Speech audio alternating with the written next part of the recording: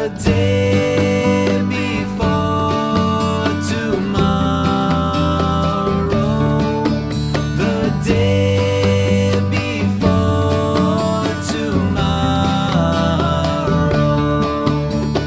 Yesterday it meant the way we loved a love unknown, but in a shaken heart's display, perhaps we've overgrown. Hello, this is Lonnie Stark of Stark Silver Creek, and welcome to another edition of Stark Silver Creek Presents. I'm here with some of the members of the cast of The Spelling Bee, which is playing currently at the San Jose Repertory Theater.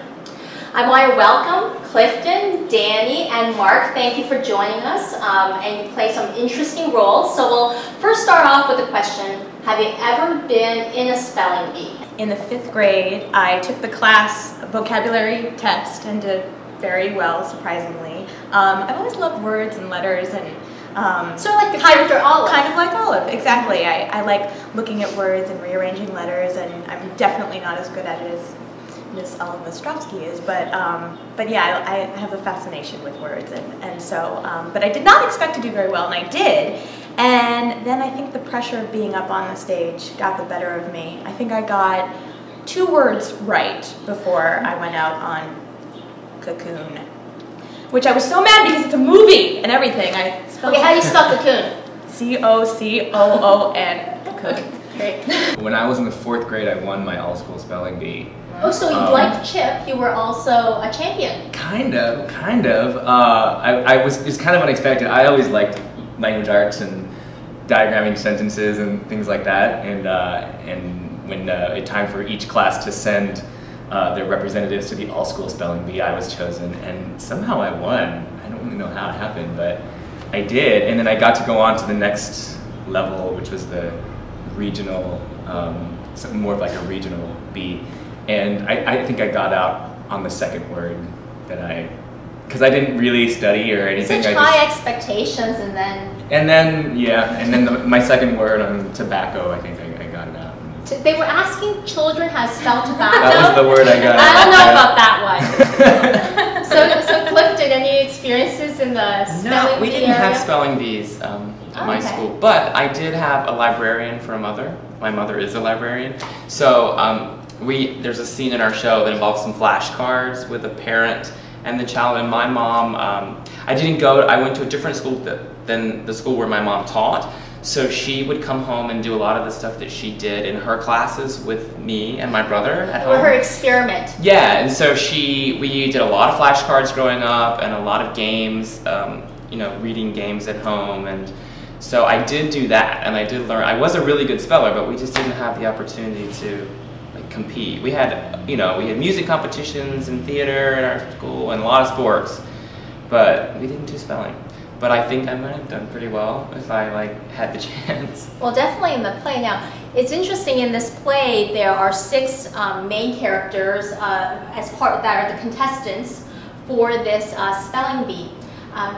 Walk me through some of the audition process. Did you actually get the role that you were shooting for or wanted when you auditioned?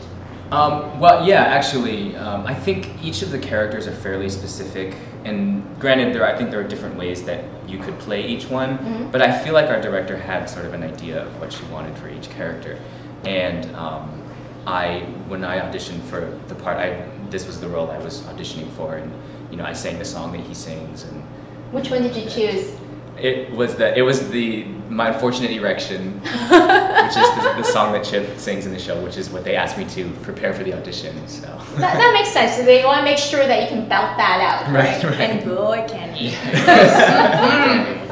Interestingly enough, the audition was a completely last-minute thing for me. I live in New York, but I was out here visiting my mom, helping her move, and Allison, who plays Ronalisa Peretti in the show, she called me the day before the audition, and she said, "Do you know about this? You should be seen." And I had auditioned for the San Francisco company a few years back for Olive, and so kind of had that material prepared to go. I contacted the casting director, and he called me in the night before. And Timmy said, actually, we also want to read you for Schwartzy. which I had never thought about myself in that role. I didn't really know the material. I'd seen the show, but I had never put myself in that character before. So did a spur of the moment cold read and sight read some of the music, and walked out of there having done some of Olive and some of Schwartzy, and I had no idea, when you could be casted or offered. Yeah, and hoped, just because I'd been hoping to play Olive for a while, that's the one, and it was. I felt very, very lucky, and it's a great company and great cast, and so I feel really lucky to be a part of this. How about you, Clifton? How was it? Was it challenging playing a younger character? I mean, that's a real aspect of it when I was watching it, knowing that you guys were much older than the characters you were portraying. It's so well written, and that all the little things that make us quirky and adolescent and young seeming are so in there that you don't really have to try very hard to invent a lot of it on your own if you just follow what is there and try to, I guess there is some part of remembering what being young was like and being maybe a little different, and I was, and not in the same way that Coney Bear is, but I was sort of at a school with a lot of athletics and I grew up in the South, and jocks and a lot of hunting and fishing and sports, and I was the theater kid or the kid who liked to be in shows or sing and and express myself that way. And so there was a little bit of looking back toward what it feels like to be in your own little world and trying to fit in and be yourself. But I think that there is sometimes a trap in trying to play young, because it kind of looks like you're playing at being young, and instead of just, our script is so good that you can sort of take what's there, and it had workshops and then off Broadway, and so it has been fine-tuned so much that there's it's all right there on the page, and if you can just trust the writing and the lyrics and the song and then the ensemble, and we're all kind of in it, we are in it together, and I think we're all collectively creating this spirit of youthfulness that it's not, it might look it looks hard, but it's not. It's like you just sort of go with what's there and trust that it's really good writing. I thought they were all exaggerations of different aspects of characters, but I thought what worked well in them was the fact that you could identify with certain parts of it. So were there parts of the roles you played, both Chip and Olive, that you could identify with in terms of your own character? I would say the way that I'm playing Chip, he's kind of he's athletic, and he's kind of cool. He's kind of cool, and I wasn't always cool, trust me. But I was always kind of athletic growing up, and so I was able to bring that aspect into the character, and but he also loves words, and he likes to spell, and